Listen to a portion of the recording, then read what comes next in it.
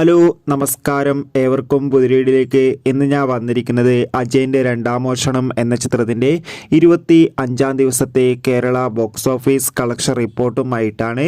വീഡിയോയിലേക്ക് വരുമ്പോൾ video like ചെയ്യുക, ചാനൽ സബ്സ്ക്രൈബ് ചെയ്യുക.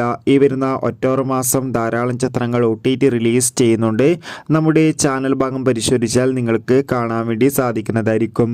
ജിതിൻ ഡാലിൻ്റെ സംവിധാനത്തിൽ ടൊവിനോ തോമസ്, ബേസിൽ ജോസഫ് എന്നിവരൊക്കെ പ്രധാന കഥാപാത്രങ്ങളായ ചിത്രമായിരുന്നു അജയൻ്റെ രണ്ടാം മോഷണം. ചിത്രത്തിന് ഇപ്പോഴും മികച്ചൊരു പോസിറ്റീവ് റെസ്പോൺസ് തന്നെയാണ് പുറത്തുവന്നുകൊണ്ടിരിക്കുന്നത്. അതുകൊണ്ട് തന്നെ എല്ലാ സിനിമാ പ്രേമികളും ഒരേപോലെ അജയൻ്റെ രണ്ടാം മോഷണം എന്ന ചിത്രത്തിൻ്റെ ഓരോ ദിവസത്തെയും കളക്ഷൻ റിപ്പോർട്ട് അറിയാൻ വേണ്ടി കാത്തിരിക്കുകയാണ്.